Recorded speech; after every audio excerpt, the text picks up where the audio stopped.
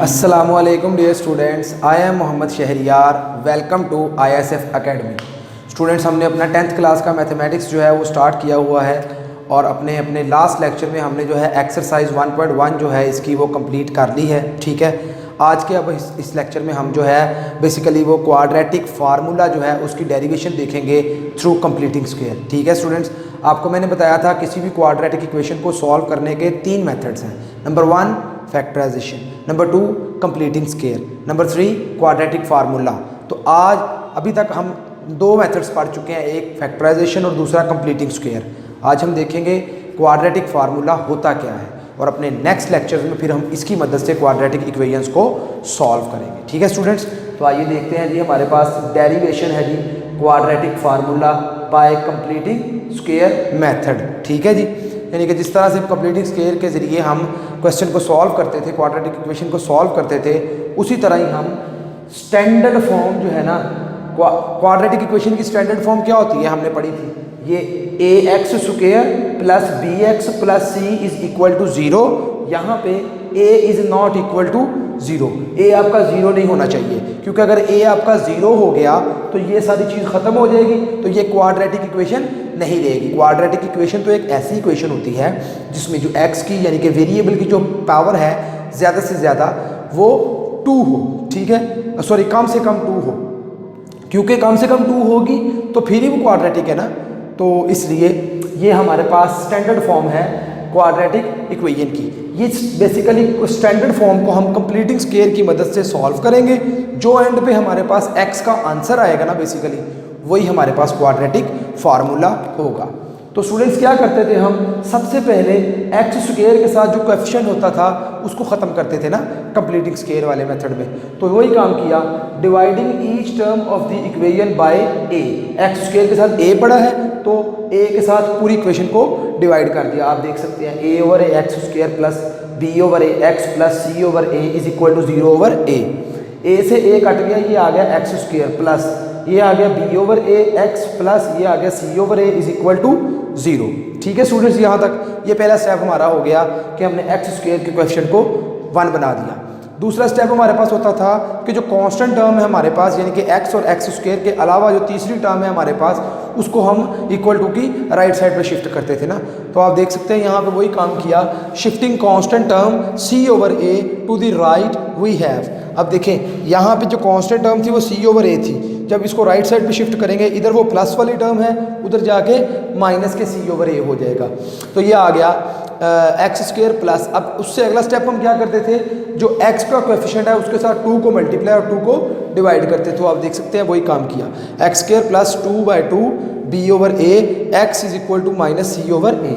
इससे नेक्स्ट हम क्या करते थे, ये जो नीचे वाला 2 होता था इसको अंदर ले जाते थे। तो ये क्या आ जाएगा, एक्स स्क्वायर प्लस 2 ये b over 2a x is equal to minus c over a। यहाँ पे स्टूडेंट्स अब 2 और x के अलावा जो नंबर है b ओवर 2a उसका स्क्वायर हम दोनों साइड्स पे ऐड करते थे। तो इसका स्क्वायर वही काम किया, एडिंग b ओवर 2 का स्क्वायर ऑन बोथ साइड्स। तो देखें एक्स स्क्वायर वैसे का वैसे ही, 2 into b over 2a x वैसे का वैसे ही। अब ये b ओवर 2a का स्क्वायर इधर भी ऐड कर दिया और ये b ओवर 2a का स्क्वायर इधर भी ऐड कर दिया। इधर आपको पता है ये फार्मूला कंप्लीट हो गया। ठीक है, ये x plus b over 2a का होल स्क्वायर बन गया हमारे पास, इज इक्वल टू ये हमारे पास minus c over a plus b square over ये 2 का स्क्वायर 4 और a का स्क्वायर a स्क्वायर, तो b square over 4a square हो गया। यहाँ पे स्टूडेंट्स हमने लिया LCM। अब देखें a का और 4a स्क्वायर का जब हम लेंगे LCM तो क्या बनेगा, यहाँ पे मैं अगर आपको बताऊं तो देखें a का और 4a स्क्वायर का अगर हम लेते हैं LCM तो ये a 1 और जब ये 4a स्क्वायर a पे डिवाइड होगा तो ये आ जाएगा 4a। ठीक है, अब 1 एज इट इज़ नीचे आ जाएगा, ये इसको लिख सकते हैं हम अगेन a, ये 1 एज इट इज़ और ये 4 आ जाएगा जब 4a a पे डिवाइड होगा।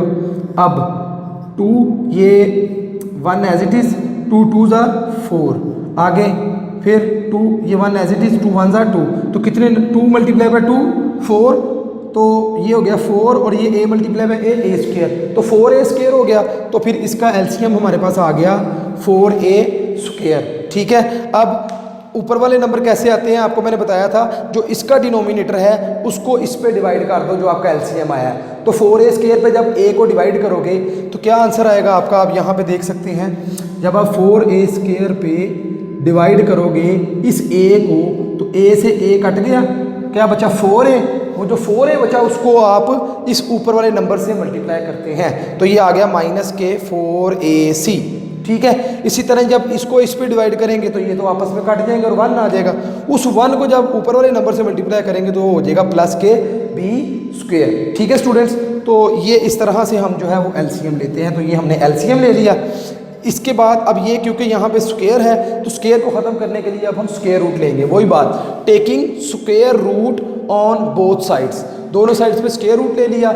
ये स्क्वायर से स्क्वायर रूट कट गया, ये आ गया x + b/2a = +-। अब देखिए ये नीचे 4a² था, 4a² का स्क्वायर रूट लिया तो 4 का स्क्वायर रूट होता है 2 और a² का a, तो ये नीचे आ गया 2a और ऊपर आ गया स्क्वायर रूट। देखिए ये b² को मैंने पहले लिख दिया है और -4ac को बाद में लिख दिया। इस तरह लिखने से कोई फ़र्क नहीं पड़ता। जिस तरह मैंने आपको बताया था कि आप चाहे 5 + 2 लिख लें, चाहे 2 + 5 लिख लें, जवाब 7 ही आएगा ना।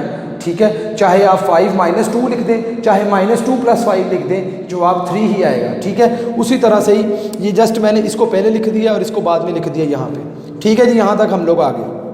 अब ये b/2a इधर प्लस का है, उधर जाके क्या हो जाएगा माइनस का। तो x = +-√b² - 4ac/2a और -kb/2a।